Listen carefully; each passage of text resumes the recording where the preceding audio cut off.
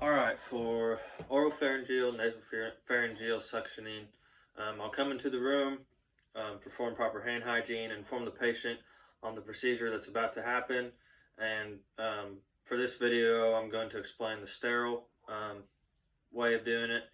So you want to place the patient in a high Fowler's position, and you'll want a gown, gloves, face mask, goggles, a linen pad, place on the patient. This is all for not getting suctioning stuff onto you or into you. After you're done with that, you can turn on the suctioning, which for adults is 100 to 150 millimeters of mercury. Children's 100 to 120, and infants is 50 to 95. You can then set up your little spot to put your stuff.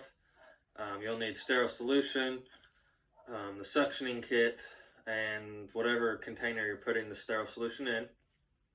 And throughout this process, I will be keeping my right hand sterile because it's my dominant hand, and my left hand will end up not being sterile because it's my non-dominant hand. I can then don my sterile gloves, which I'm pretending I didn't have on before, and I would pour the solution with my left hand into the container, and then I would connect with my left hand, I would connect the tubing to the catheter end, and I would measure from the mouth to the earlobe for the pharyngeal suctioning, and if you're doing nasopharyngeal suctioning, measure from the nose to the tip of the earlobe again. And when you're doing nasopharyngeal, or excuse me, just pharyngeal, and when you go in from the corner of the mouth, it helps for the patients not to gag as much.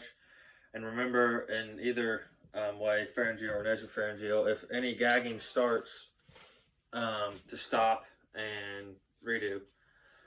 And then the longest you want to suction is 15 seconds and no longer for a total of 5 minutes.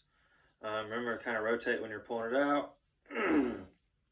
And when you're done suctioning, disconnect again the tubing with your dominant hand and grab the other tubing with your left hand and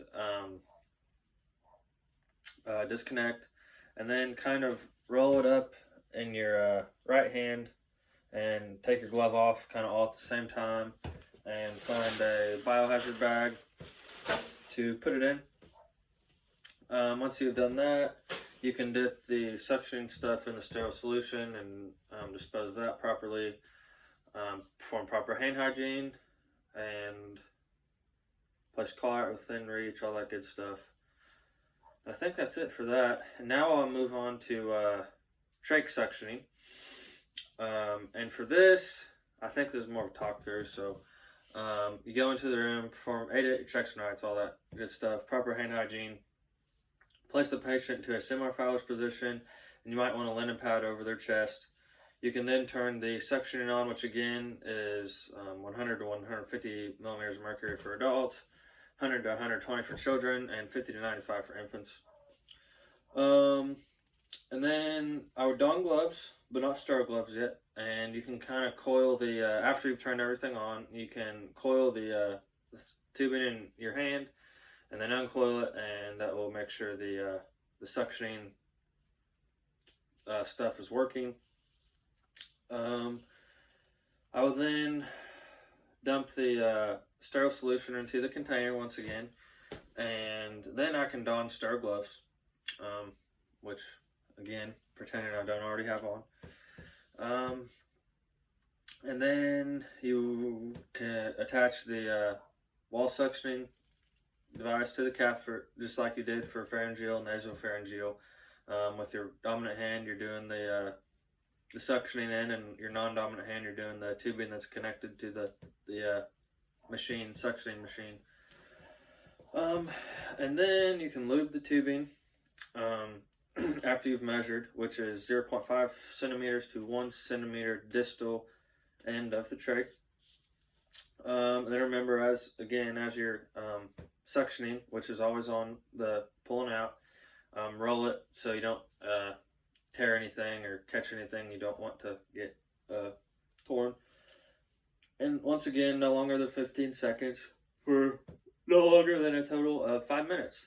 And you have to, if you have to like repeat it, wait in 30-second intervals in between.